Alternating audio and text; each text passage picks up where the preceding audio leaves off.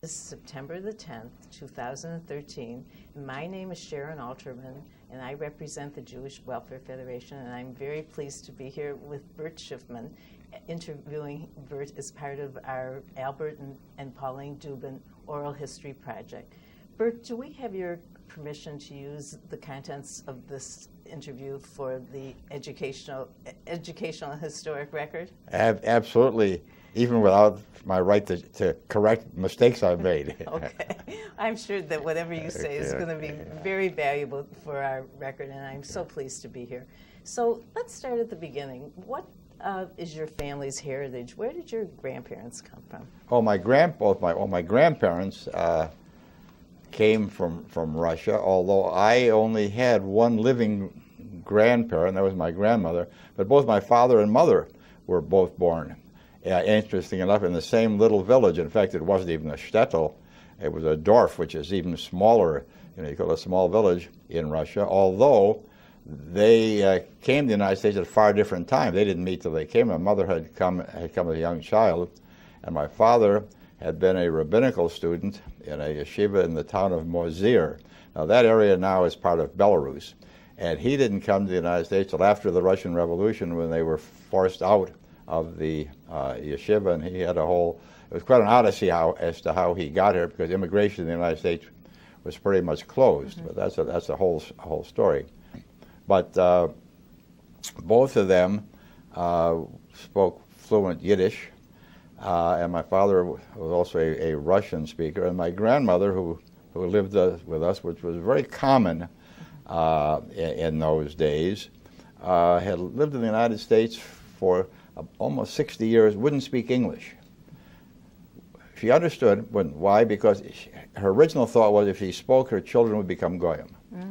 So I grew up as a Yiddish speaker in order to talk to her, because she was always there.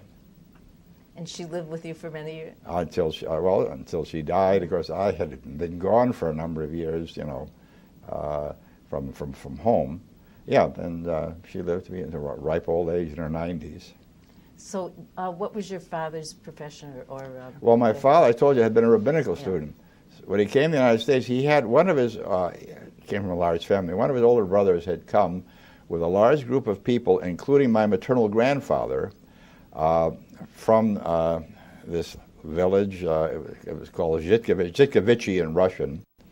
About little over after the turn of the century, close to about 1907 period. They were all carpenters, and there are many families in Detroit now who are in that group. So even before the automobile industry was big, there was demand in Detroit, as I gather, for people like that, and they came as carpenters. This brother of my father's who had come was single, and he worked until the First World War came, and he was sent to Camp Custer, which was the military base near Battle Creek in those days. And somehow or other he was injured there and was sent back, and he could no longer work as a carpenter. Now, whether he had a few dollars or whether the government gave him a pension, I never got that detail. So he opened a men's clothing store on Hastings Street, which was very successful. But he had he had at least 3 single brothers still in Russia, married, but the revolution had interfered, and he couldn't get them out. So to fast forward after this odyssey of how my father and 2 of his older brothers got here, so they got here, and they went to work, the older brother, and my father, he was going to school part of the time, but also they worked in his oldest brother's store. In 1923, this uncle of mine, his name was Aaron Shifman, was in the barber shop, and it's an interesting story because as a boy I went to the same barber, and a rabbi came in whose name is unknown. I said, Aaron, so-and-so died, and I would like to go to the funeral, as would Rabbi so-and-so, Rabbi so-and-so. Would you drive us? So this uncle of mine had his 3 brothers working, so I said, oh, sure, I'll drive us. They went out to the cemetery in Mount Clemens, which cemetery still exists as the Chesed Shlemes, or Hebrew Memorial Society. Coming back, he had to make a U-turn across the island. And in those days, they had tracks there for the interurban cars. They got hit by an interurban, they all got killed. Oh, my. Excuse me. So my father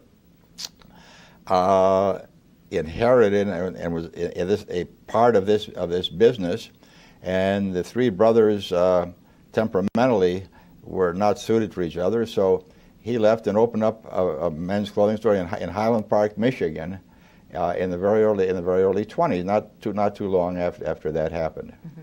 What year were you born? I was born 1929. Mm-hmm. You mentioned Hastings Street.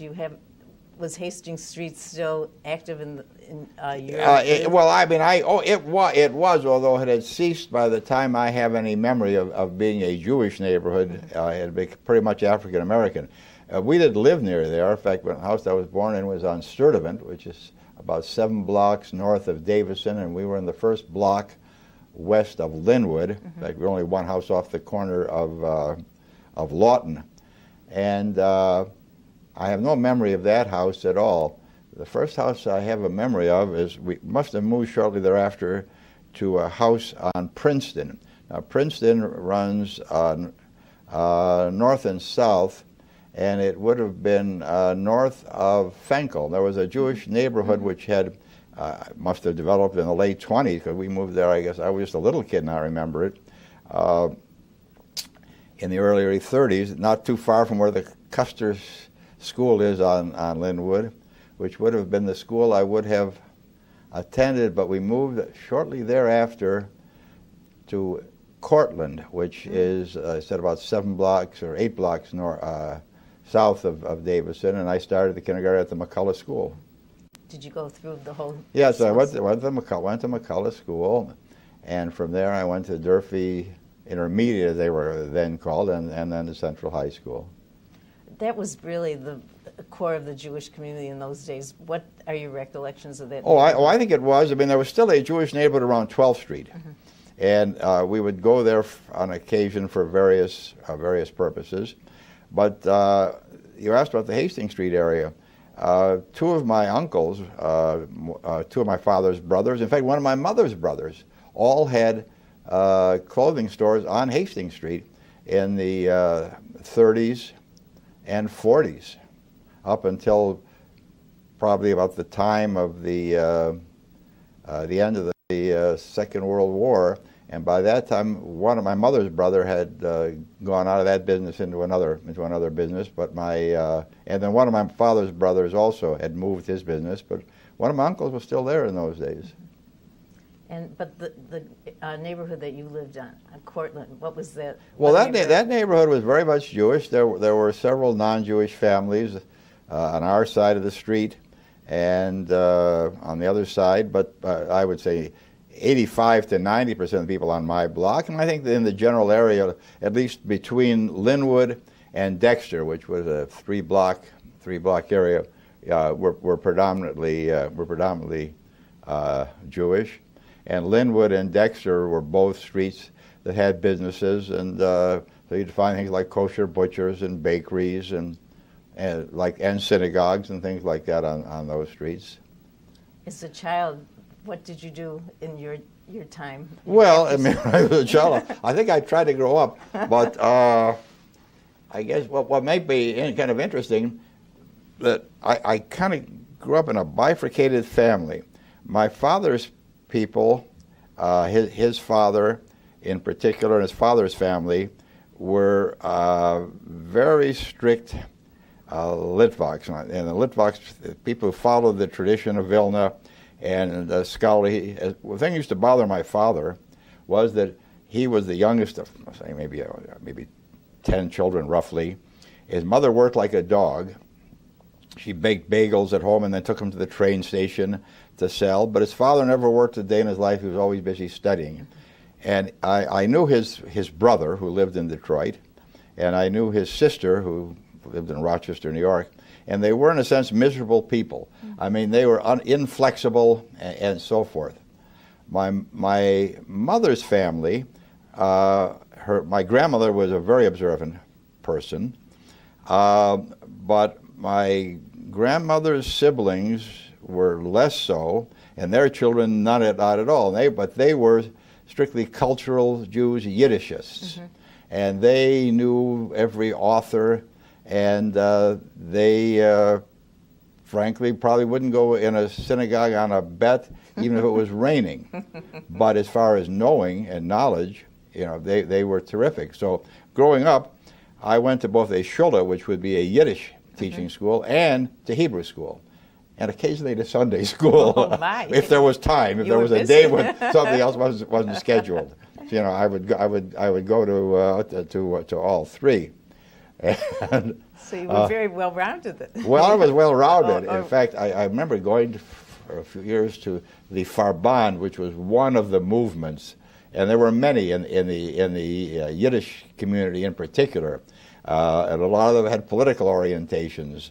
How far left you would be and also then the Yiddish newspapers were also not organized, but they represented these political views. I remember going to the Farban camp, which as a very young child, as a summer camp. In Chelsea? I think I probably was in Chelsea. I was not aware of the location, but I'm quite sure it probably was. That's probably where it was. And I guess they continued for a number of years, that particular camp. But I think some of the other groups also had summer camps and things of this nature.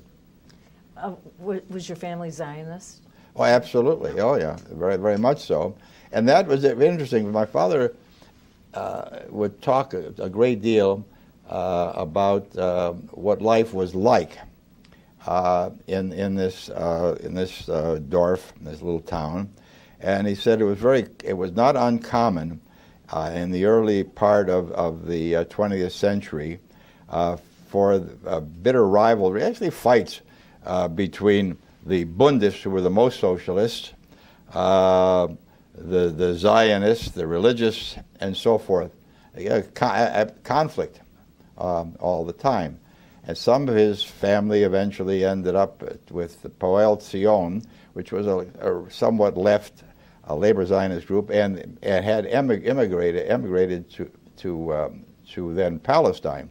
But of course, after the revolution, you couldn't leave Russia other than surreptitiously.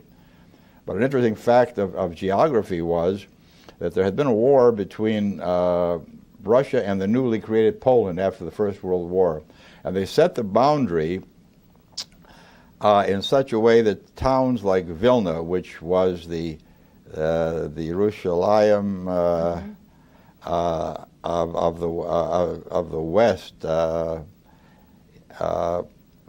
was in Poland, and certain other towns. And then to the east, you had that was closed. So if you were in that part of what is now Belarus, which had been part of Poland, you were free to emigrate. And so that was why some of the organizations have people who emigrated to then Palestine in the 20s and 30s, because you could go. The Poles were happy to get rid of you. There were a number of Zionist organizations for youth in Detroit.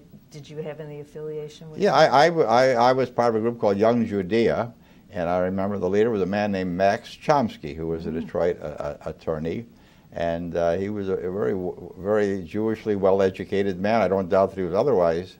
But we used to meet, I recall that, there was a Hebrew school over on Parkside, which would have been in the Jewish neighborhood that retrenched, actually, north of Fenkel. I can remember having meetings of Young Judea there. I probably met at other places as well. Did you have any thoughts of going to Palestine? Then, no, never thought of it at that time. And I don't think anybody in my family thought about it, although my father had family members there. So we were talking about your education. So you went to Durfee and Central, and while you were in high school, what were your interests? Well, I was probably, the easy answer would be girls, but I think that to a certain extent, people who grew up as I did during the Great Depression very much thought about how are you going to make a living when you get out of school? What are you going to do? What opportunities and what kind of thing did you want to do? I think that was really a very a very big thing. Sports. Interested in sports, to a great extent, and you couldn't, if you lived in Detroit, not be interested in some sports, because Hank Greenberg was, the most revered person in the community. Did you ever know of him? Oh, absolutely. Everybody. The problem was we used to have, as kids playing baseball, is everybody wanted to be a first baseman. And so nobody wanted to play any other position. Why? Because Hank was the first baseman. And of course, the biggest problem was that the first baseman's mitt was different than everybody else's mitt other than the catcher's. So everybody wanted a first baseman's mitt, and when they had to play someplace else, they didn't have the proper mitt. And so this was a big problem. Well, let's go back a bit. You spoke of the Depression. What was your family's experience? Well, I was aware of the fact that people had a hard time making a living. Detroit was, I don't know, any worse or better than other communities in that respect, but I do know that some of my father's cousins who were in New York, who were from the more observant part of the family, came to Detroit to work for my father and uncles because they couldn't make a living in the New York City area in the 30s. And I remember them very well. So things were somewhat better here. Now, I know in my father's case in Highland Park, there were many municipal workers and state workers who were paid with scrip. Mm-hmm. And my father would take that scrip and as payment, and he was able to, stay afloat, and we didn't, we suffer. I don't remember ever suffering, but I was aware. I mean, there were families on my street, and to a certain extent that I knew were having a hard time. In a way, it ended up as a adverse factor career-wise. Mm-hmm. When I was in high school, I was sure I was going to go to medical school, and even though one of my junior high school teachers, who was a terrific teacher, most people didn't like her because she was tough, said, "Yeah, you are a natural lawyer." Well, we had a family down the street who I knew. His mother was a friend of my grandmother. He was a lawyer in the 30s. He was working as a shoe clerk. We had a teacher of civics in junior high school who was a lawyer. They couldn't make a living. So I thought, well, you can't make a living. Lawyers working as a shoe clerk. I'm going to end up being a doctor. And that was kind of, what I thought about. I say adversely because in actuality, I was born to be a lawyer. Why did she say you were born to be a lawyer? Because it just fit. I mean, when I went to law school, people were saying, "Boy, this is difficult." I said, "I don't know what's hard about it. There's nothing to it." And I was working full time while I was going to law school. It wasn't difficult at all. What were you doing? Well, I did a lot of things. Of course, I was married. I didn't plan to be a lawyer at all. I had no interest in being a lawyer because what I had seen didn't seem to me that it was a very lucrative occupation. I knew there were some lawyers that maybe made a good living. Mm-hmm. I didn't know any. I didn't see any. And my father had a lawyer, was a very nice man, but I didn't think he was, economically doing particularly well. So I remember in fact, what happened was when I was at the University of Michigan, when I realized that really wasn't being a doctor, I wasn't going to work that hard, frankly. I was more interested in having a good time for most of that. So I ended up, after getting a bachelor's degree, getting an M.B.A., and I was going to work in accounting and finance. Well, the first thing I discovered was that the large national accounting firms, at least in the Detroit area, in 1950-51 were not hiring Jews, period. The small firms were just a lot of hard, tedious work. So I did some other things. I sold insurance. I did a number of things. And I decided to go to law school. Well, because in the M.B.A. curriculum, the course I liked best was a course called business law. And I thought, well, that was nothing. I could. They have a book. Why? It's ridiculous. And so that's what I decided to do. So at that time, I looked around. What was the cheapest law school I could go to and still work? The cheapest law school was Wayne State University. So that was the cheapest law school. So that's where I went. And did you say you were married? I was married. I was married at that time. With a family too? Not when I started. By the time I finished, yeah, but not when I started. And Sue was worked for the Detroit Board of Education, and because she was what they called in those days a speech correctionist, she was assigned a number of schools. So they gave her bus tickets to go to the schools. So what would happen was, we had one car, of course, and so she would take the car, and I would take the bus tickets, because I was working in the downtown area primarily, and then I could get to law school with the bus tickets. So that's how that was our transportation. So did you go to law school at night? I went both day and night. In other words, I would take classes in between times when I had work to do or people to see, and then I would take classes at night as well. So I was able to graduate from law school in about 2.5 years. It sounds like you were a natural-born student. Well, I told you, when it came to law, it was very, very, very, very, very easy for me. And let's talk a little bit more about just community at this time as you were growing up. We spoke off camera about the diverse community in this city. And so what kind of community did you get involved in as a young man? Well, I mean, in the area in which I lived, I said there were it was a heavily Jewish community. I mentioned, the shops and stores, and then the kosher butchers and so forth. But additionally, you had Hebrew schools. Now, I mentioned that in fact, the Hebrew school I went to was part of the United Hebrew School system. We started classes in the McCullough School, and then they built a building over on Lawton, just to the east of the school. It was called, I think, the Rose Civic Cone building. It was a very nice building, and then the Hebrew school moved over there. But there were also private Hebrew schools. I mean, I knew people, friends, I had family members who went to private Hebrew schools, which existed in the community. And then, of course, there were, I mentioned the shulas. They existed, some of the Yiddish-speaking groups. And then the various Landsmannschaften also had things. One of my early memories, my parents and my family came from, I told you, this little village.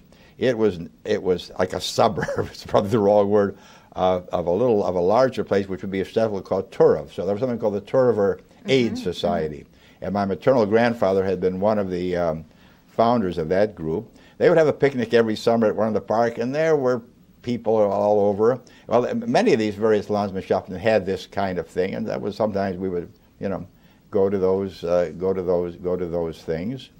Rather, when I was a young child, that's another thing about the community itself. I always had the feeling, and I didn't hear the word until very recently, something called otherness. And I saw the word either in a paper by an African-American writer, or I heard it in connection with, I may have been in connection with Oprah Winfrey's example in Switzerland, otherness. Well, if anything, in the community in which I lived in, and in Detroit, which Justice Brandeis of the United States Supreme Court called the most anti-Semitic city in the country, there was a distinct, we knew there was an otherness. We knew that when you were not in this kind of enclave, ghetto, whatever you want to call it, we were conscious of this anti-Semitism. Now, I don't think I was the only one, that was conscious of it. It was not uncommon, at least in the high school, after football and basketball games at other schools, to be hearing anti-Semitic remarks, and calls of A.B., Sheeny, Kike, I mean, a number of things. Very common, very common. I played football as a freshman, and the lineman across from me would use those kinds of terms. So this otherness was very apparent, but it was reinforced in many ways. One of the best examples I can give you, I was thinking about it as I knew we were going to have this interview. One of my classmates while I was at McCullough School, I don't remember what year it would have been, but I would guess it to be 37, 38. His family moved from Fullerton, which was a couple of blocks further west from Cortland, out to Warrington in what would have been in those days, I guess, Sherwood Forest. I remember being invited to a birthday party there. So this now I'm saying about 30, and I don't remember what age. I was invited along with another boy from the class. But I remember the classmate who had moved saying to us, about the birthday, don't say anything at the birthday party about my being Jewish. Now, at the time, I thought it was strange. But as I reflect on it, that was a very telling kind of comment. And I've told Sue about it, and she had lived in that same area far longer. She came, they moved out, her family had moved out there when she was a very little girl. But she talked about when she was maybe 5, 6, 7 years old, which would have been in the 30s, she was playing with another girl down the street who had a big dollhouse, outdoor dollhouse. The girl's father came out of the house saying, "You go home. We don't want any Jewish kids playing here." So that was the extreme. But we were always conscious. Now, I could tell you what kind of things reinforced it. So a lot of our life, we'd go to the ballpark, and if you want to go swimming in the summer, you'd go out to the city pools at Rouge Park. You wouldn't go to the Crystal Pool on 8 Mile Road. Why? Because you knew that Jews weren't welcome there. If we have some time, I'll tell an additional story about the Crystal Pool. History changed. Well, the Crystal Pool was located on 8 Mile and Greenfield. And I don't think anybody knew what the political unit it was in. Well, it happened to have been in what was then the village of Oak Park, which subsequently became a city, and which subsequently, where I subsequently lived, and served originally as a justice of the peace and as a municipal court judge. Well, I got to know the owner because he had some violations, and I remember talking. His name was Hennings Rylander, and I remember he came to court about something about this or that, and I kind of suggested, Mr. Rylander, I don't think you're going to get much sympathy. So if the city's regulations make it difficulty for you to operate your pool, maybe you don't want to operate anymore. And he closed up. Father Coughlin, of course, was such a force in this community. Did he have any impact absolutely. on your families? My family would listen to his speeches, and there's a Yiddish word called sitter. Sitter means to kind of shake it, but it's a shake and aggravate it more than a physical shaking, kind of an aggravation or agitation kind of thing about his comments. And but Detroit was home to more than, when Justice Brandeis says Detroit is the most anti-Semitic city, you had Henry Ford publishing the Protocols of the Elders of Zion. You had Father Coughlin, and he had a magazine called Social Justice. And then you had Gerald L.K. Smith, I think who was a rabid anti-Semite. I think he had a publication called The Cross and the Flag. These were being sold openly on street corners and at newsstands. So if you went to downtown Detroit, you saw these things in addition to these. And that was then. There were other groups called the Silver Shirts. There was something called the Black Legion, which was an offshoot of the Ku Klux Klan. Klan was very much in evidence in some places. I was not aware of it in the city, but I do remember in Highland Park, where I spent a good part of my growing up, James Ellman was a prominent Detroit lawyer. His family lived in Highland Park, and I forgot whether he was running for mayor or a position as associate municipal judge. Anyway, for mayor. Now that I think about it, against a man named Walter Cleese, who I only knew as somebody that my father knew and was a customer of my father's. Anyway, Cleese was supposedly a Klan member, and the fact that Ellman was Jewish everybody knew it in Highland Park, and he did not get elected. In fact, later on, I worked for a law firm when I got to law school in Detroit, Friedman, Myers, and Keyes. William Friedman, who was a very fine, prominent lawyer and graduated from the University of Michigan Law School way back, had been appointed a circuit judge to replace Harry Kiden, who died. He couldn't get elected. No number of people had run, who were Jewish lawyers, had run for judge. The only one that ever got elected, frankly, was Harry Kiden. And that's an interesting story because my father-in-law, who was a boy in Detroit, kind of grew up, I guess, and knew Harry Kiden. They would campaign for him outside of churches on Sunday Street as Harry Cadan, which is very Irish, But the point was that you saw that and felt it. You also spoke about the Landsmannschaften. What was their connection to Eastern Europe during those years? Well, most of them, first of all, in the 30s, those that were from towns in Poland, which remained Poland, had contact with their kinsmen, whoever was left in those places. those that were from towns which were in then Soviet Russia had no contact. You couldn't, communication was difficult. You could send letters, but that was about it. In those days, you couldn't even send packages, as I recall. Later on, you were able to send things to people. So there was no contact. So this is why most of the Landsmannschaften in the Detroit area died out for a number of reasons, part of which that generation died out. In many cases, their children had no interest. But unless you were representing or from an area that was Poland, there was no influx of new people. Mm-hmm. So that also contributed, to the fact that these Landsmannschaften, died out. In fact, one of my memories about the Landsmannschaften, I went to Russia about 1970, and for a number of reasons, because my father had been there for several times in the earlier years, and he still had sisters, he had nieces, nephews, looking for ways to get them out. And I went also to see if I could facilitate that, and that's a whole chapter in itself. Anyway, when I got back, I remember going to a meeting of the Turver Verein, as it was called, English, the Turver Verein, and telling them about what I had seen and what had happened and where things were. And the reason I remember it so vividly was I hadn't given a talk in Yiddish in years. This was 1970. I had to go back and think to myself, how do you say this? How do you express that? It was very difficult. Yeah, it was very difficult. We're talking about a lot of things. You mentioned Soviet Jewry. When the Soviet Jewry program became so active in this? Oh yeah. Obviously, and the Vanik Amendment, which made travel possible, but even a little before that, we were able to get several families out of Russia. Even before that, some had come here, and some had gone to Israel. This is an interesting story.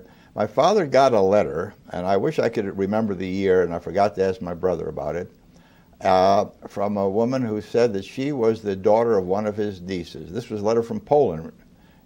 Very, very difficult. He didn't get many letters from Russia. Mm-hmm. She explained who she was, and that she and her husband, and I think they had one child, lived someplace in Poland, not too far from Warsaw, etc. Well, my father knew from the letter that it was genuine. She knew too much about the family. Mm-hmm. My brother was still single, so it was a long time ago. He was skiing in Switzerland. So my father said, go find these people. Not so easy to do.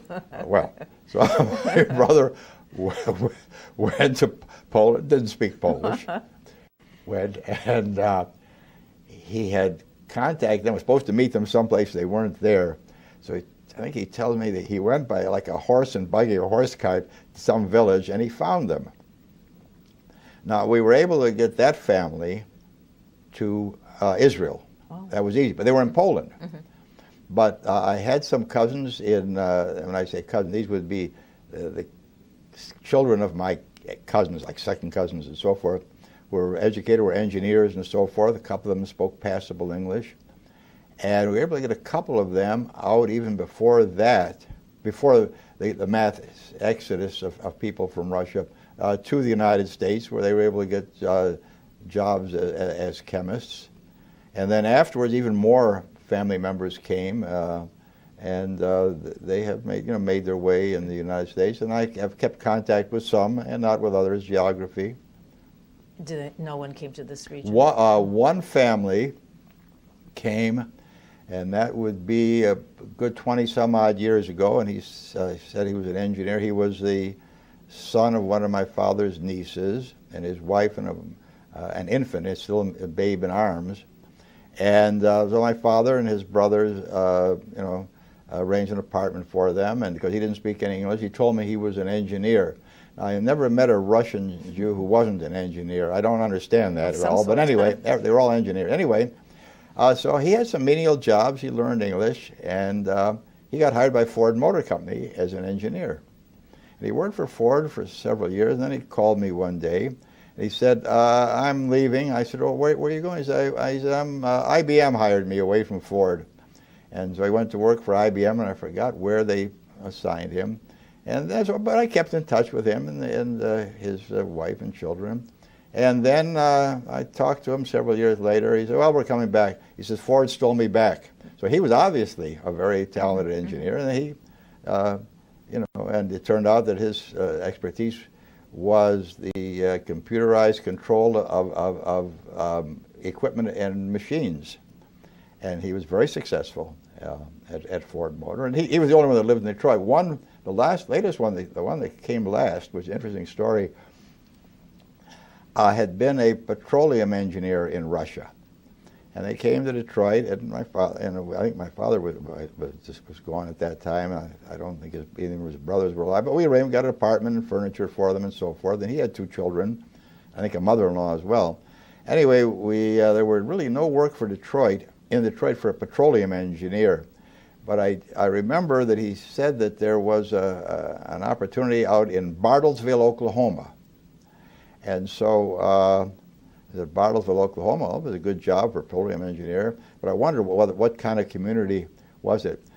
I have belonged to Congregation Beth Shalom in Oak Park for 55 or more years, and I remember that we had a young man who had been in the congregation and whose camping experiences at Ramah, the synagogue had funded and so forth.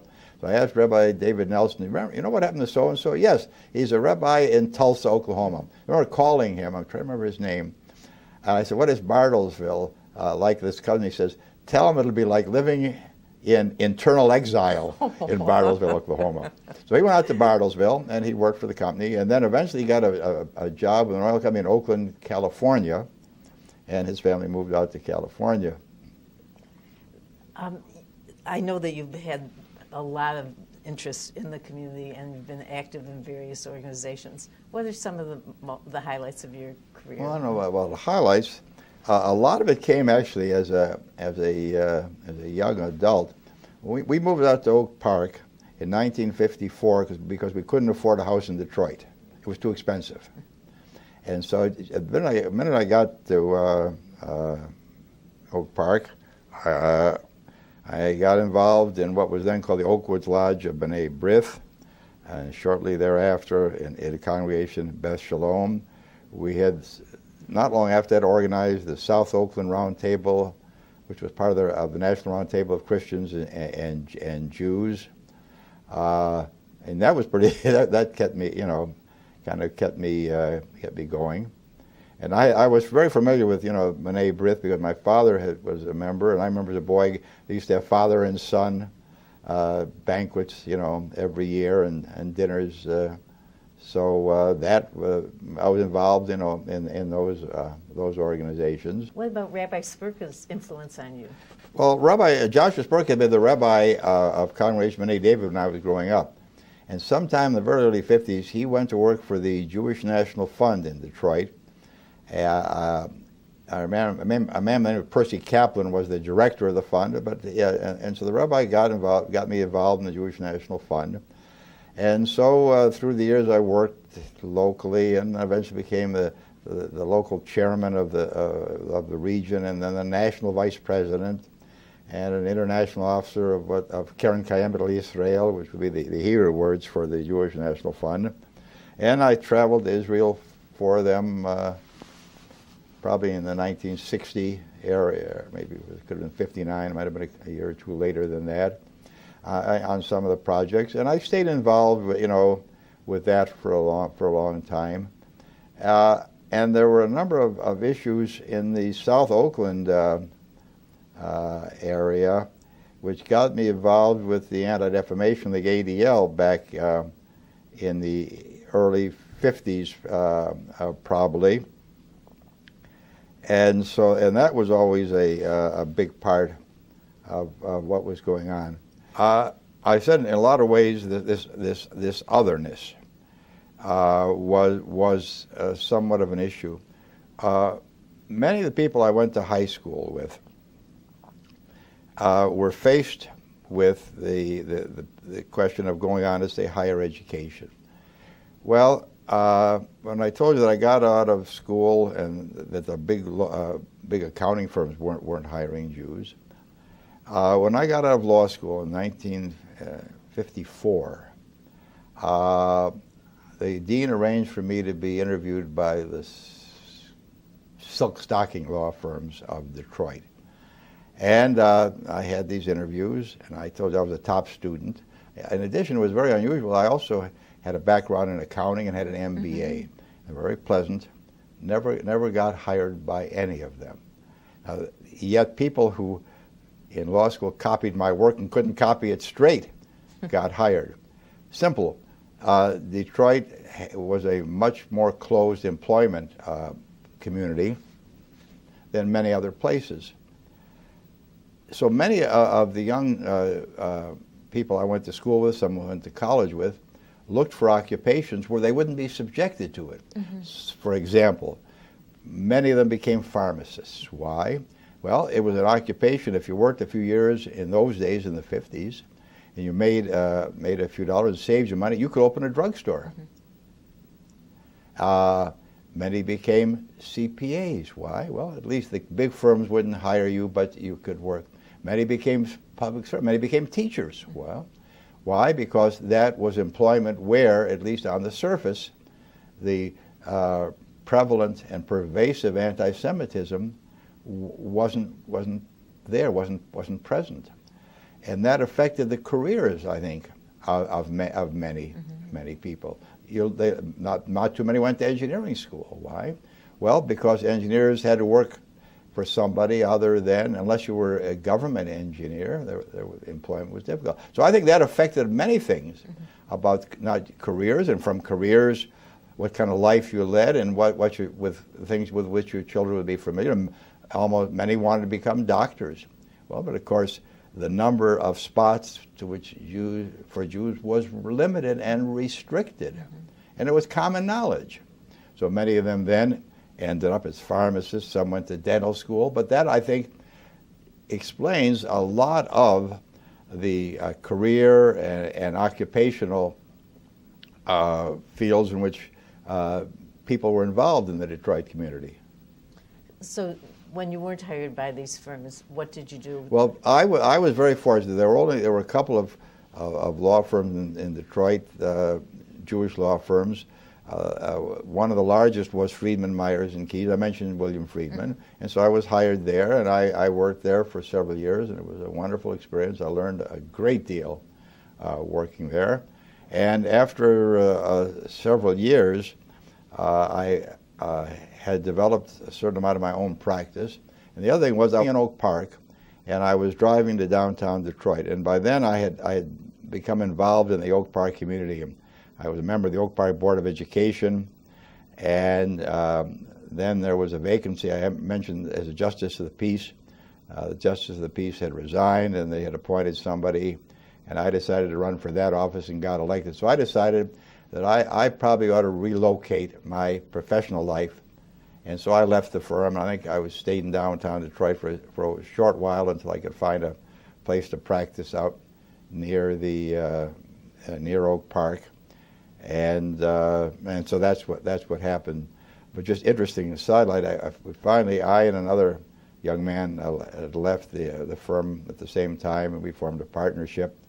And we eventually found some space along 8 Mile Road in Southfield, where they were building some office buildings. That would have been late 50s, maybe, or 58, something, 59 maybe. Anyway, at that time, I think there were 12 lawyers in Southfield. Now, that was because if you looked at the State Bar annual roster, they show you, I think the last count was 1,800 or 2,000 lawyers in Southfield over that period of time. So you relocated in Oak Park very early. What was that community like? Well, Oak Park was burgeoning. They couldn't build houses fast enough. And of course the mud, any new construction until streets got built. And one of the other problems was the sewer system wasn't adequate for the number of houses. Well, it was primarily the storm sewer system. So that the flooding, I can remember the big flood of '54, where your basements got flooded, and that was a constant thing. But Oak Park was, because it was so heavily Jewish, was kind of looked down upon by many other people. Some of the governmental units and services became issues in Oak Park. You mentioned Father Coughlin earlier. Now, I because I held a public office, and I became quickly involved in the Oakland County Bar Association, the Oakland County Association of Judges. One of the judges had died, and his funeral, this would have been someplace before 1960. His funeral was at the Shrine of the Little Flower in Royal Oak. Mm-hmm. I wanted to go to the funeral. He had to be a pretty decent guy, but to go there, and I kept thinking about Father Coughlin. It was so strange for me to walk into that building, because I had memories of him. And going back to the memories, I told you people would sit around the radio and listen. One of my early memories, he would be on the radio. Hitler would also be on the radio. So I told you my grandmother would never speak English. So we'd have the radio on, we'd hear Father Coughlin or something. So she'd say to me, "Was sagt what is he saying?" I'd say, sagt, es geht sein schwer für jeden, es geht sein Muhammad, there's going to be a war. She said, we'll listen to eine Sache. I only want to know one thing. What? Das ist gut schlecht für jeden. Is it good or bad for the Jews? So anyways, that going there. Now, subsequently, someplace about 1960, 61, 62, summer, having dinner at home, I get a call from the sheriff of Oakland County. His man named Frank Iron. Judge, I hate to bother you at home. Okay, Frank, what's the problem? He says, you know that he had recently been elected sheriff at the last election. He said, I was recently elected sheriff, and I know that, Frank. And he said, I got a lot of help from the people at the Shrine of the Little Flower in my campaign. Yeah, Frank. Father Coughlin in jail in Oak Park. I said, yes, Frank, he's in jail. What's he in jail for, Frank? He says, well, I'm not sure. He says, and I'm having a hard time getting information. I was a little full. The sheriff couldn't get information. Well, he said, could you at least do me a favor? Find out what the situation is and call me. Okay. All right, Frank, I'll do that. So I assume he didn't want to be too apparent in his inquiry. So I called, and here was the story. A car is going down Coolidge north from 8 Mile, and it's kind of weaving, and public safety officers that were called, no Oak Park policeman stops him and says, you were weaving and speeding. The guy says, well, I'm a doctor, I'm on my way. He says, oh, what kind of doctor are you? And he starts asking questions. He says, look, I'm Father Charles Coughlin. I'm a Catholic. Are you a Catholic? He says, yes, I am. He says, what's your name? Gerard Bracco. He says, well, his son, he says, and I'm a priest and I had somewhere to be. He says, Father Coughlin, he says, my name is Gerard Bracco, I'm a Catholic, but you're not going where you're going to jail. And so he eventually got released and paid his fine, never appeared in court. It wasn't quite getting even, but that was at least as close as it ever got. Well, let's segue from Father Coughlin to the Jewish community in Oak Park in Beth Shalom. Well, the Beth Shalom got organized by 1954, and they actually held services in a school. The only synagogue that existed in 1954 was the Young Israel of Oak Park, which was located on Coolidge, just north of where the Oak Park City Hall was. Subsequently, Temple Emmanuel that was built, and by 1956, 57, Beth Shalom had built a social hall and a relatively small building on the site on Lincoln. And services, at that time I was a member, and they were holding services, and there was no sanctuary where services were held in the what became the social hall later on Lincoln. Then almost contemporaneous, a little bit after that, the B'nai Moshe moved to 10 Mile Road from its location on Dexter and built on 10. Then after that there were a number of other, trying to think of the other synagogues that were built in Oak Park. But also interesting was the Catholic Church had been built, Our Lady of Fatima, on Oak Park Boulevard, and then a Methodist church was built. Faith Methodist Church was built on Scotia in Oak Park about the same time that Beth Shalom was. And so even though it was a kind of heavily Jewish west of Coolidge, east of Coolidge that was less so, which was another interesting problem. There were several school districts in the territory of Oak Park.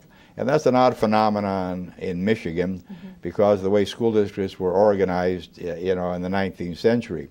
So the eastern part of Oak Park was in the Ferndale School District. The northern part of Oak Park was in the Berkeley School District.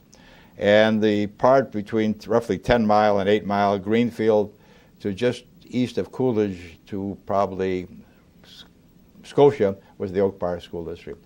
Well, I mentioned I was elected to the Board of Education in Oak Park. I was there in '56. I think I was the first elected.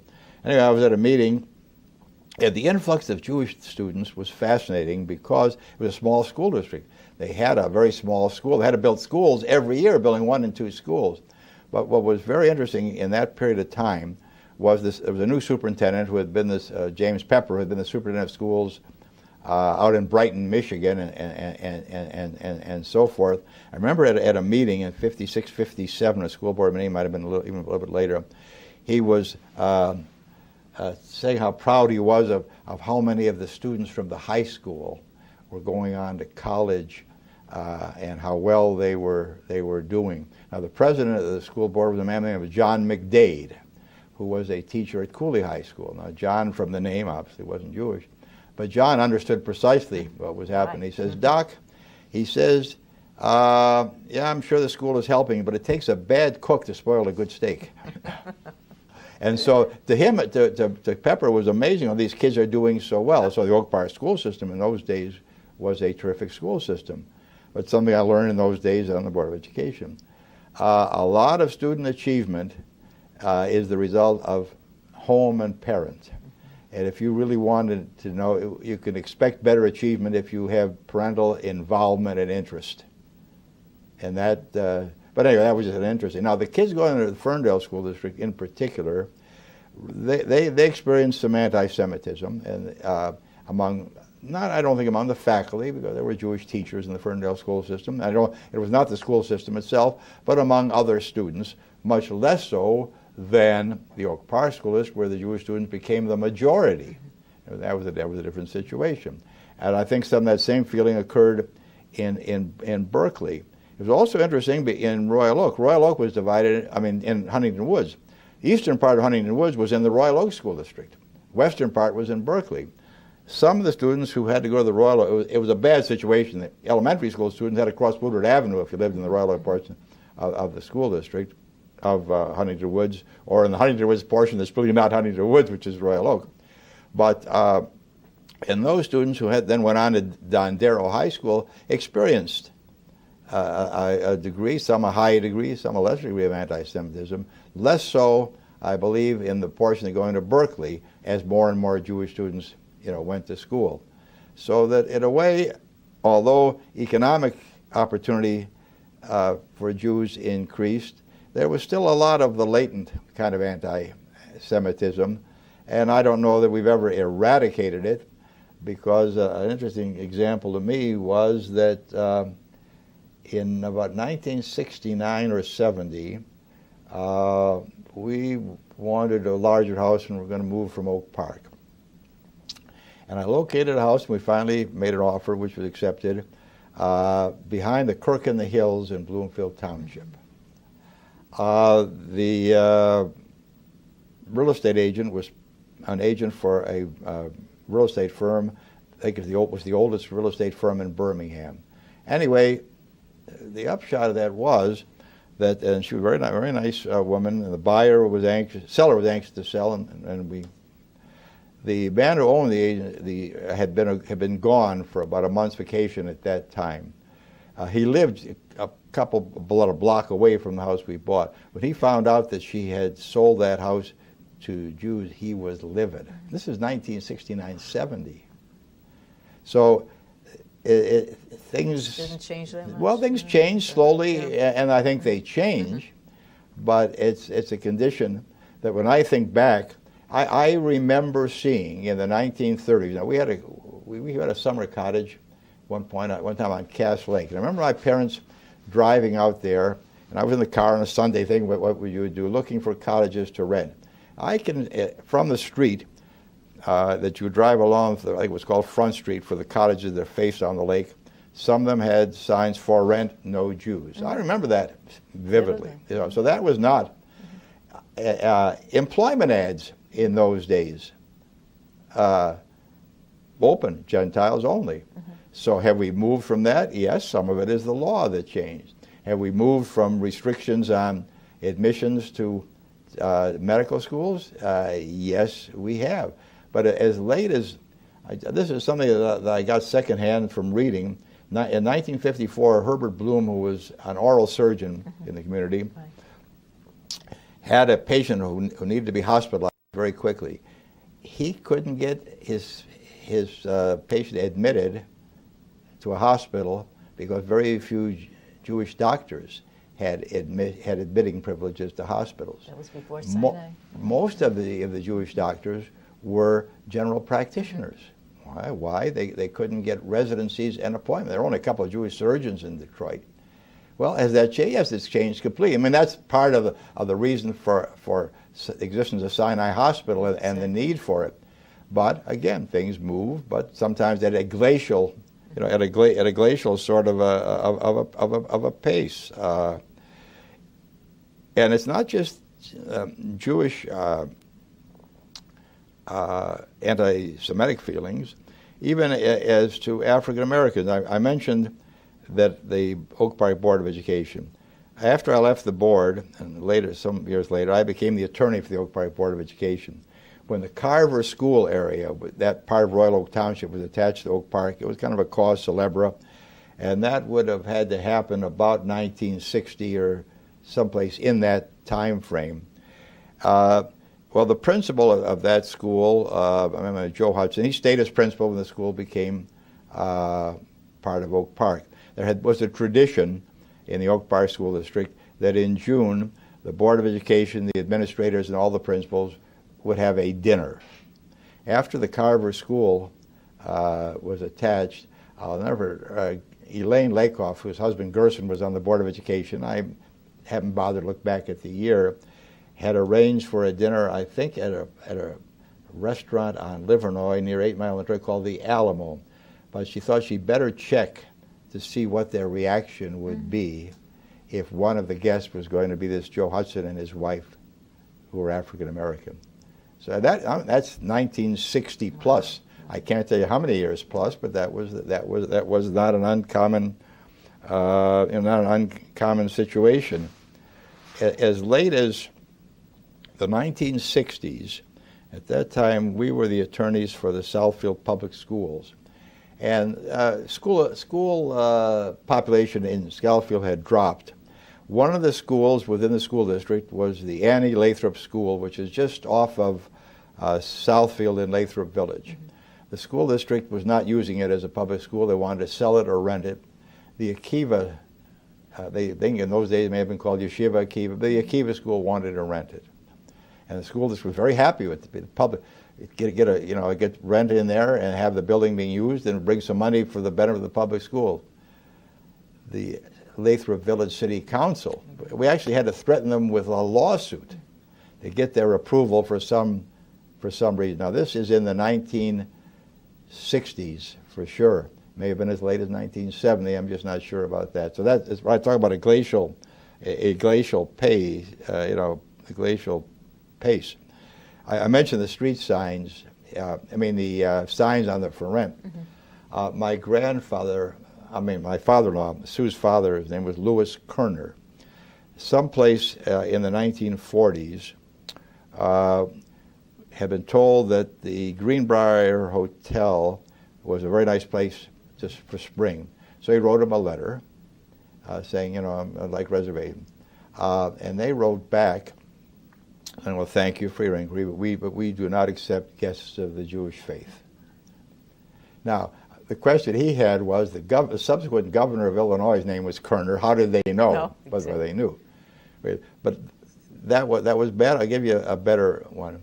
Sue went to high school at a school called Miss Newman's School, which was someplace, was west of Woodward, and I think near the vicinity of Woodward and Seward in Detroit. It was a private school, and she graduated in 1949. Anyway, she was called into the office of the headmistress, and there were 2 other Jewish girls in her class, and they said, oh, the headmistress said, we have a problem, and I'm going to tell you about it. As you know, the senior class always takes a trip to Bermuda. This is 1949. Now, the hotel we have been going to for years does not accept Jewish guests, so the 3 of you will not be able to go on the senior trip. 1949. So I said, glacial. If something can be slower than a glacial pace, now the war was over. We had seen the effect of what pervasive anti-Semitism can produce. Here is an educational institution. It's still going on. Has that changed? Yes, I think that has changed. Bert, I know that you, in your youth, you used to travel through the state and meet Jewish families that were in small towns. Okay. What are your recollections of them? All right. Well, the reason for it was my father suffered from very severe hay fever, and he tried shots. In fact, Carl and Sandy Levin's uncle was an early allergist, and I remember Dr. Levin gave him a shot. It didn't work. So we had to, because he really got violently sick, go up north every summer. And we would try to start before, so sometime in August, and we would go earlier than the real hay fever season because he couldn't take a chance. In fact, one of my earliest recollections as just a very little boy was that sitting in a high chair, eating a lamb chop and being fascinated by the fact that it had this paper little thing on the end, and I'm sure it was the Perry Davis Hotel in Petoskey. Well, anyway, to go up there took forever because we would drive through a town, well, it was West Branch. A man named Gittleman had a general store there. My father knew him. I'd stop and see Gittleman. Well, we got to Traverse City. There was a man named Netzork. He had a menswear store on Front Street in Traverse City, and so on. So anyway, we would stop, and so I got to know people in some of these towns because we stopped every year, and particularly in the Traverse City area, because after Petoskey, and I'm trying to remember the name of the man that had a shoe store in Petoskey, and there were people in all these towns that sort of you sort of got to know the Petoskey and the Charlevoix area, and then we spent time in the Traverse City area, and eventually the spot that he liked best was up on the Leelanau Peninsula. A family had opened a resort up at a little place called Omena, which was just a crossroad north of Traverse City. Now that was interesting. There was also a very nice place there called the Omena Inn. Mm-hmm. They didn't accept Jewish guests. So a family named Lesser gave a large farmhouse, and they converted it into it. So we spent time up there. And then there were families in Traverse City who would come up there for a meal and so forth, for Jewish interest. So that's kind of sparked part of my interest in these outstate communities. And my mother had a very large family in Bay City, Michigan.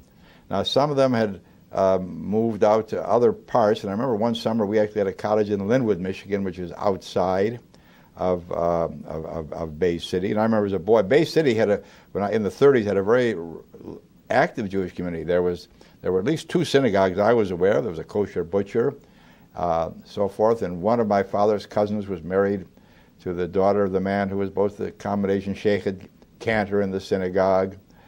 And so we knew people. I knew people there, and then in Midland, which was kind of an offshoot. One of my college roommates was from Midland, Michigan. Another college roommate was from Grand Rapids. So in a way, I kind of saw what was happening in some of these communities. Well, these people were, as everybody knows the history of Jewish settlement, probably started as peddlers, made a few dollars, settled down, and opened a store. and then they would send for other family members, and this is how you built a Jewish community in place. I mentioned Petoskey. There was a man named Zalman Freiman. He had been born in Petoskey. His father had been there. And if you go through some of the cemeteries in the area of Boyne City, East Jordan, Charlotte, some of those cemeteries, you'll see Jewish graves that have been there for hundreds and more years, of families that had businesses and lived there and died and were buried there. But most of these people, eventually the communities shrank. I also mentioned I had family in Flint. Because in the smaller community, if there was no Jewish life, the first thing you did when you had children was worry about daughters if you had any. You worried about your sons, but you worried about your daughters more. So if they went away to college, that was fine, but maybe you thought you ought to move to the bigger city where they had more opportunity to meet other Jewish people. And so this kind of, I've always had this interest in these smaller communities and Jewish life in them. One of them in particular, I remember one of my cousins in the late 30s was a student at Albion College. He'd been sent out to Albion College because I forgot where he went to school before, but my uncle was concerned he was becoming too radicalized at the big university.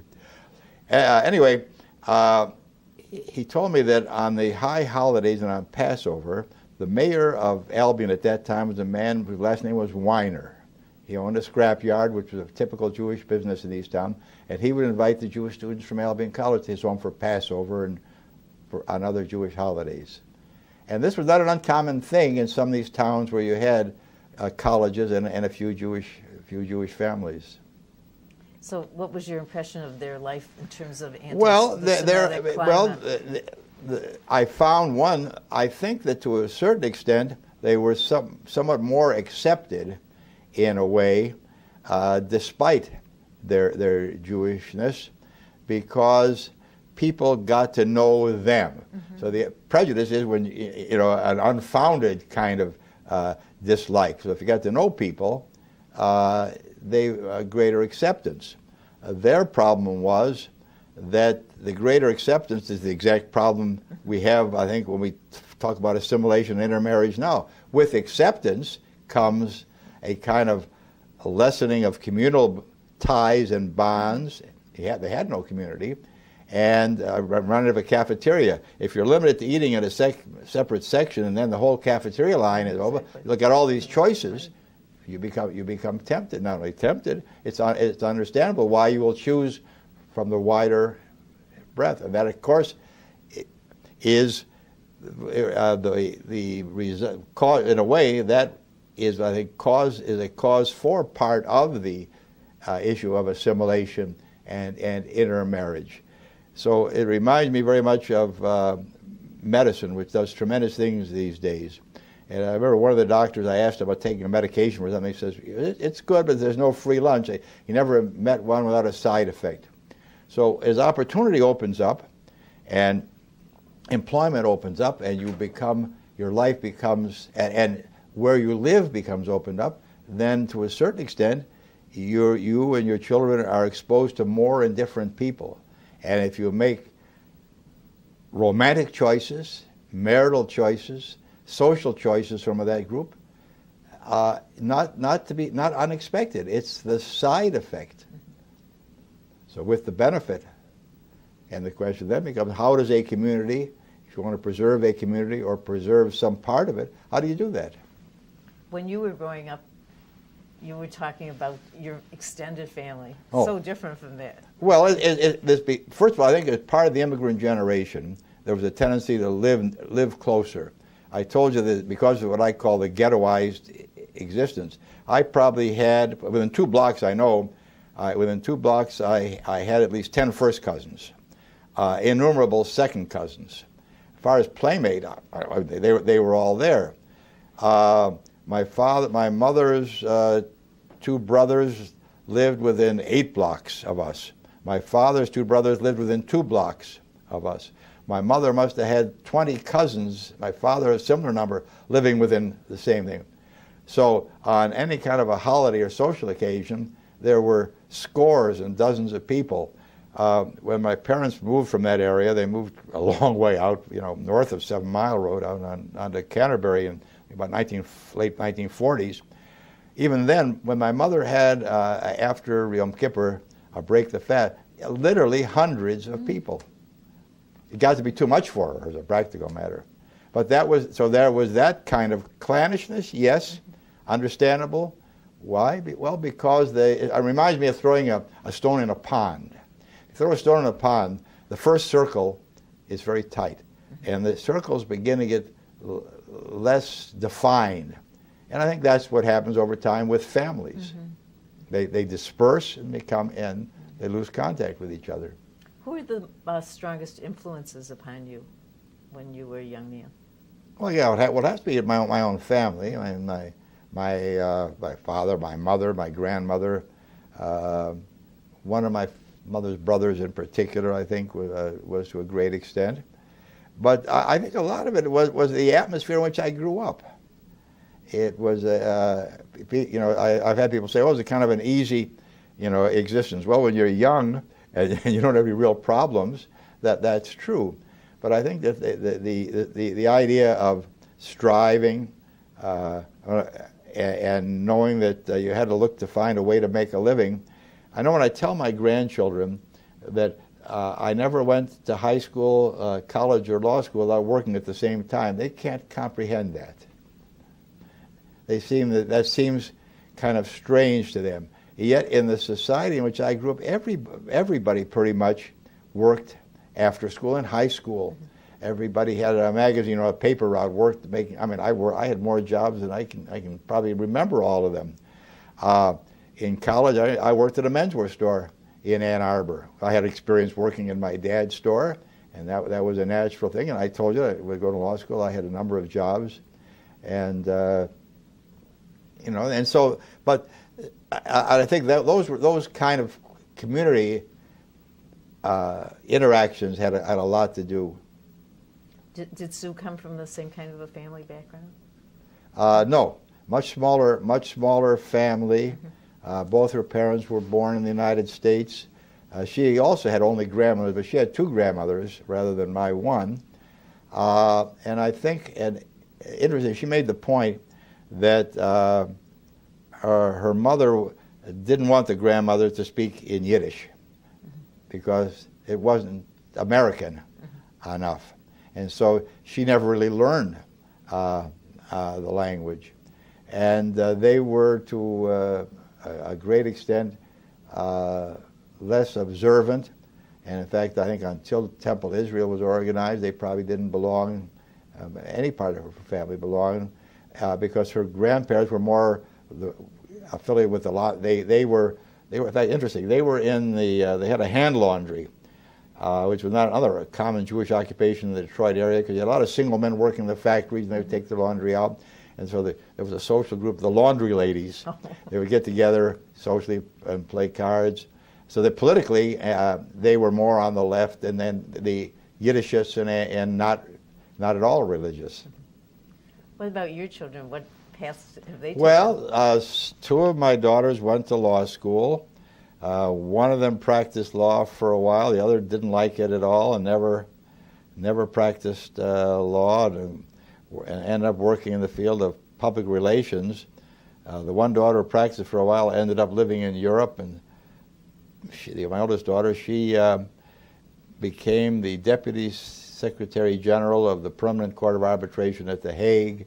She became a Deputy Registrar of the International Court of Justice at The Hague, and worked for law firms in Europe. In fact, very recently worked in Canada. She's very much involved in alternate dispute resolution. She was the editor of the Journal of International Arbitration. In fact, she recently worked for a law firm in Manhattan. She still lives in Manhattan and now works for a nonprofit which is involved in promoting international alternate dispute resolution. My youngest daughter actually went to Brandeis for a master's degree in management of nonprofit organizations, and worked for the Boston Science Museum for a number of years. And interestingly enough, part of her job eventually became fundraising or development, and she worked with a company. One of the people they used was a very large event planning company. They eventually hired her away from the Boston Museum of Science, and she left them, and now she is an event planner on her own. Well, that leads us right into a discussion of your current work with the Ravitz Foundation. Okay. I'm interested to know about Ed Ravitz. All right. I think it's important that people understand. I want to tell a little bit about Edward Ravitz. Edward Ravitz grew up a couple blocks from me on Elmhurst. His parents were immigrants. He was the oldest of three children. He was, I'm told, very bright. I never knew him. Very bright. I think he was born about 1919. I think he graduated from Central High School about 1936 would be about right. Family was very poor. There was no money for him to go on to college. So he worked with his father as a carpenter when there was work. Got drafted into the Army in 1940. There was a peacetime draft. He and Hank Greenberg. I knew about Hank Greenberg. I didn't know about Ed Ravitz. And it was very difficult for him. He was short in stature and was sent down to a training camp down in Louisiana. And his stories about the pervasive anti-Semitism kind of make your stomach turn. Anyway, somebody said to him, "Well, you seem pretty smart. Why don't you apply to officer candidate school?" And he said, "I've never been to college." You apply anyway. He did, got accepted. Eventually ended up as an officer in the South Pacific and was decorated for bravery in combat. And he came back to Detroit about 1945. And he and his father tried to do some home building. They were carpenters. And they were pretty good at building houses, but they didn't understand that the building business was a building of finance. But anyway, to speed up a little bit, Ed eventually was hired by Edward Rose Company because they saw the carpenter crew that he was heading got more work done than other people, and they had some projects out in the western part of the state that needed somebody to superintend or do something to straighten out some problems. So in 1963, I guess he went out there, or 68, went out there and straightened out the problems. And then they said to him, "Well, why don't you stay out there, see if we can find some land we can build some more on." And so he did, and opened up an office there, looked for land, and started to build. At one point, I think they had built something like 12,000 single homes, 25,000 multiple units. The office in Kalamazoo, where he had about 600 employees, and for somebody whose family was too poor to send him to college, by the time he was, by 1998 or so, he had an estate of over $100 million, Ed. And he decided that he had provided well enough for his family, and decided he wanted to do something, I guess, charitable to benefit the world, the community. He was never very specific about it. He always was involved, though not a religious person, in the Jewish community. In later years, he was a very substantial donor to the Federation. I think in some years before his death, at the rate of about $500,000 a year to the Federation. Anyway, Ed died. So Ed set up a foundation in 1998, and when Ed died in 1999, there were very few specific things that he wanted done. One was $5 million to Federation. And he left the rest in a foundation, and the foundation had been established in '98. He and his accountant and his lawyer were the board. And after his death, his wife became a board member, and he died in '99. For whatever reason, his wife decided to sue the foundation with the claim that the money that went to the foundation actually belonged in the estate. Now, his accountant, a man named Bruce Galbo out in Kalamazoo, said that she was actually working on behalf of one of Ed's daughters, who had already gone through the millions of dollars that he had given her. But in any case, this litigation got to be very complex. The law firm that was representing the foundation was having some problems, and one of Ed's lawyer at that time, and was part of the law firm, was somebody I knew. I had worked with he was a tax lawyer I'd worked with in the past. So he asked me to come into the case. Well, go fast forward. Eventually, we defeated that case. I had to go to the Michigan Court of Appeals, and we beat that. And so, but the Attorney General of Michigan, who has supervision over not charitable, said, well, if she can't be on the board, she's suing. Mm-hmm. So after I was appointed to the board about 12 years ago, and Neil Zales, who was Ed's lawyer, died, I would say, maybe 6-7 years ago, and I succeeded him as president of the foundation. Now, Ed never left any direction. But Bruce Gelbaugh, who I said had been his accountant in those years and would write his checks, said that he often told him the stories of what had happened or what it was like growing up poor. And so to a certain extent, although Ed gave us no direction, we try to look at what were the things that interested him and in which he was interested. And then try to also look at the fact that he obviously felt and was interested in the Jewish community. You don't give them millions and millions of dollars if you're not. And he did leave some money for medical research, a couple of specific things at that time. So I guess we go down to the old principle of healing, tikkun olam, about healing the world. And so we try to balance off what we do with Jewish institutions, causes, things of Jewish interest that maybe don't get necessarily money from other organized groups or supplement that. We also are, because of his experiences in this anti-Semitic world, look for things that can improve that situation to a great extent in our view. And then in the general community, we look for the general principle that you can't be an island. And I said about healing the world. Now we also have an interest in the smaller communities. Part of it is my own experiences. Mm-hmm. But remember, Ed had this office in Kalamazoo. He worked in Kalamazoo for many, many years. Well, Kalamazoo is a relatively small Jewish community. There are 2 organized synagogues there, but so that's another example of what. So we kind of look at what do these people experience? Mm-hmm. They don't have a community. Their ties are lessened. One of the biggest things as I got into this small community area is what do they miss? Well, we may have a synagogue building, we may have a few families, but we have nobody to teach our children. So we've been working on how we're going to do that.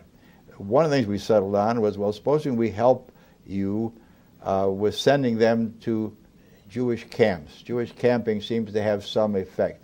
Now, we're still working on the issue of how can we provide lessons. Now, we've tried things like PJ library and so forth, and we've been looking at the fact that some organizations, I keep thinking about this, at the 92nd Street Y in New York, puts on programs all the time that you can dial into. Mm-hmm. Could we do lessons? And this is something I think we eventually will get, so that a community that has 10, 20, 30 families, you have a few younger children, will have some way of educating those children Jewishly, and that's been one of the things in which we focus. So it sounds like you. Okay. Oh, okay. Thank you. It sounds like you work closely with them to try to find Well, that's one of the things. One of the programs I know that I have a particular interest in, and we're very much involved with. Mm-hmm. And I also think one of the interesting things has come about with this, the Hill Campus Alliance of Michigan. This idea that schools like Western Michigan, which are growing, Central Michigan, and they'll have larger Jewish enrollments because both of them will have medical schools very shortly, and that will attract people. Ferris Institute, Saginaw Valley, I mentioned Albion College where my cousin had gone. Anyway, the number of Jewish students is too small to have a Hillel staff. So whoever organized this, and I've been dealing to a certain extent with Cindy Huey, who's the MSU Hill director, and who's kind of superintends this, hiring staff and sending staff out to provide programming for these groups. And that's something on which we have an interest, in which we're anxious to fund and do fund. In fact, one of the new people she just hired was a young woman who from the Detroit community, who had gone to Western Michigan and talked about what benefits had come, and she's going to work on these various campuses. And that goes back to my cousin's experience in late 1930s at Albion College. So really building on. Well, what was done, and I think that's an important thing.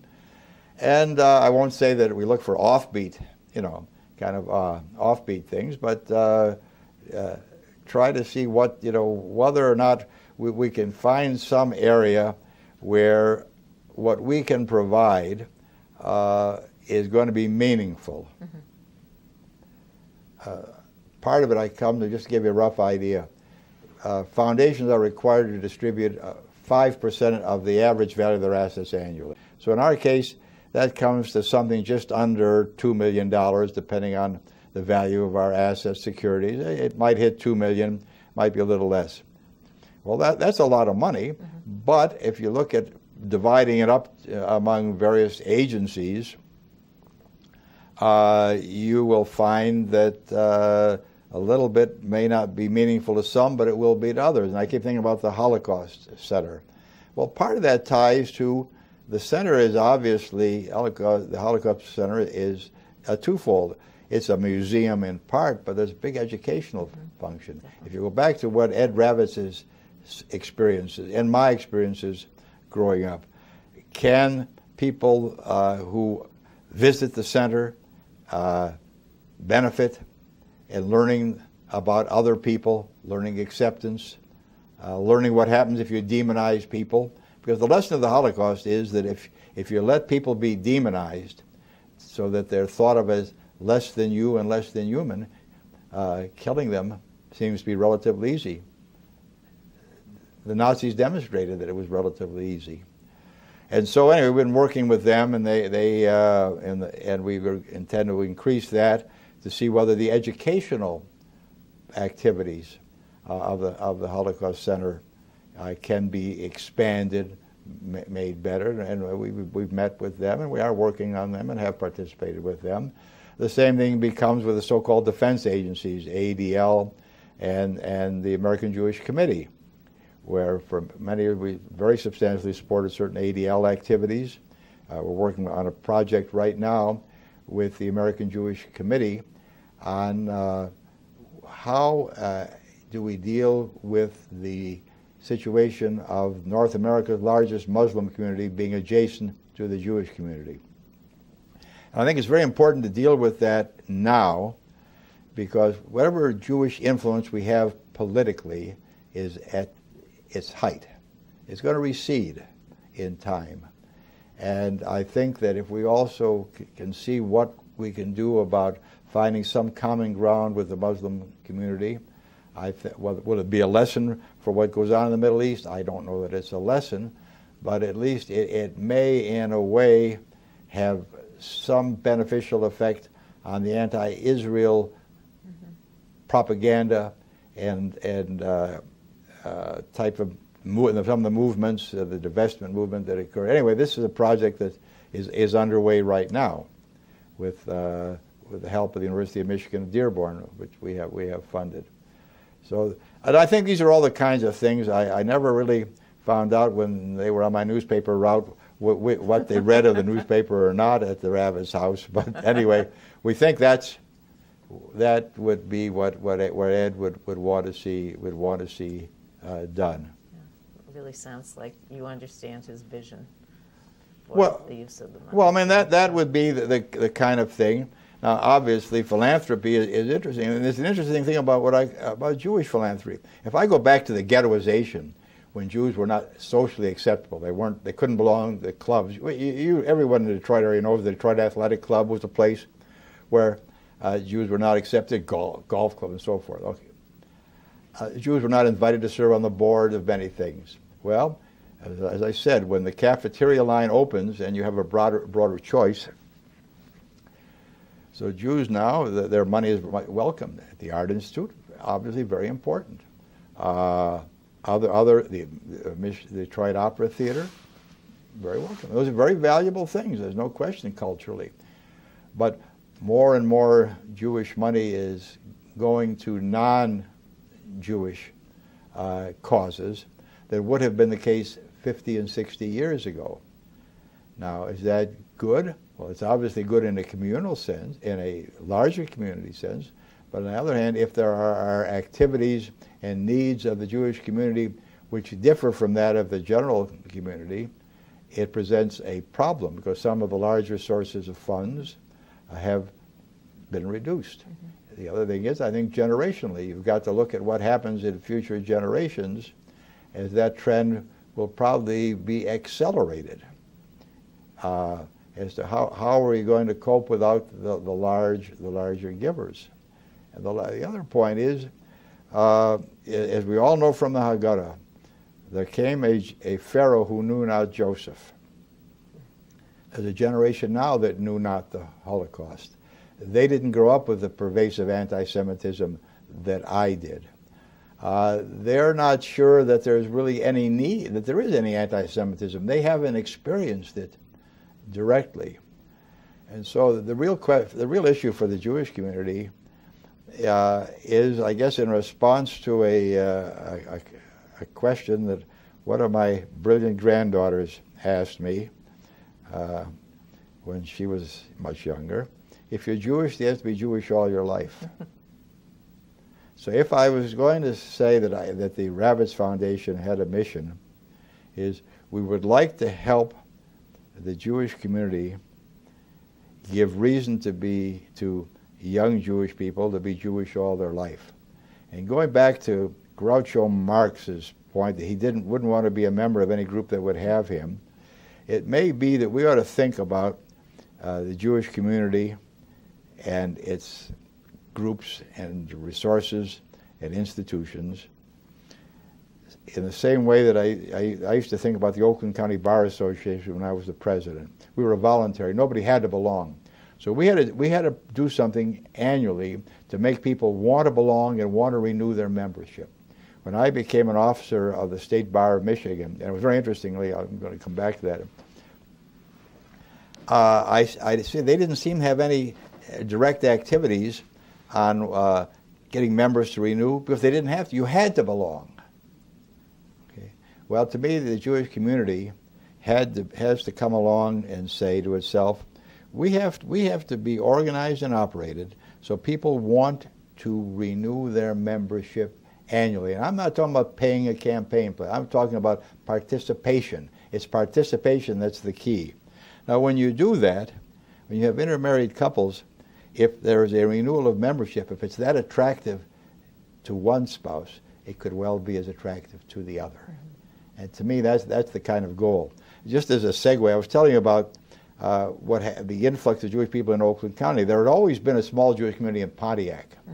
And there was a temple and a conservative synagogue. There were a few Jewish lawyers in Pontiac, but there were very few Jewish lawyers when I came out here and I became involved in the Oakland County Bar Association. No Jew had ever been an officer, been a director, let alone an officer of the Oakland County Bar Association. No Jew had ever been, and so I eventually became the president.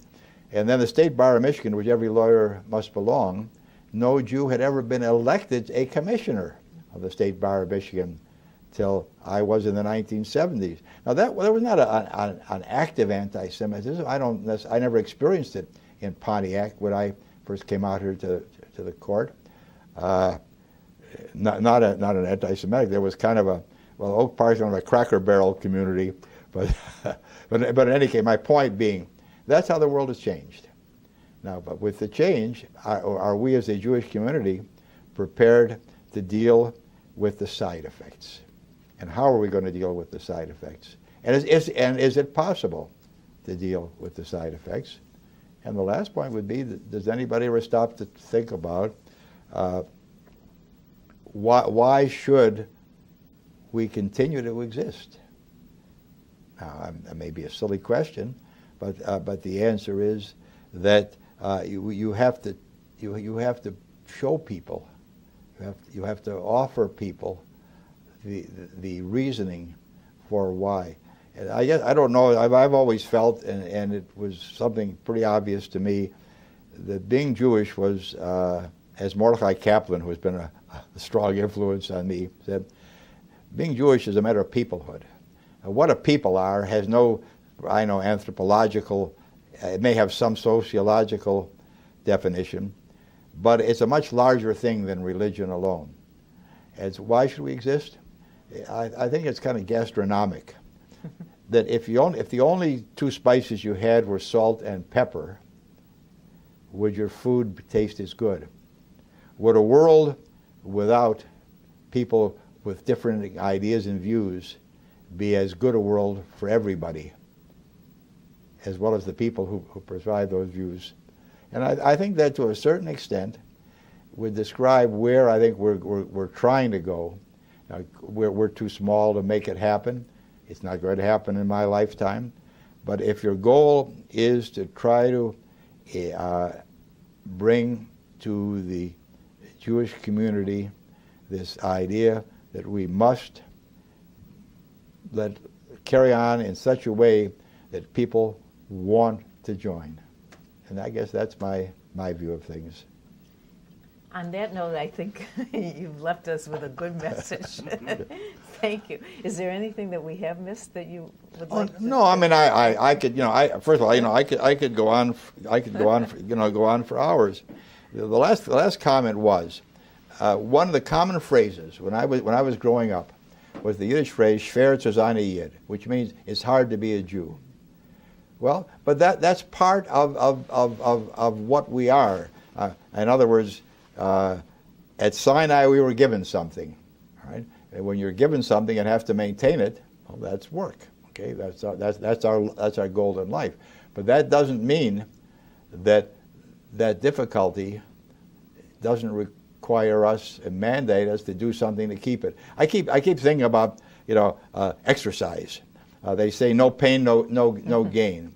If you want to improve your sports performance, everybody says, well, you got to work on it. You got to practice. You have to do certain things.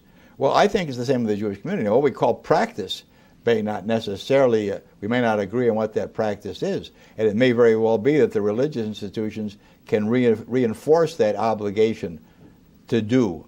But that practice means what can I contribute in order to get something out of it? And the more I contribute, the more I do, the more I am active and involved, will I get the same amount of benefit out? And I think that's, if it works for exercise, it's got to work in life. Thank you, Bert. Okay. Beautiful message. I really enjoyed. All right, well, I hope so. I hope it works out all right.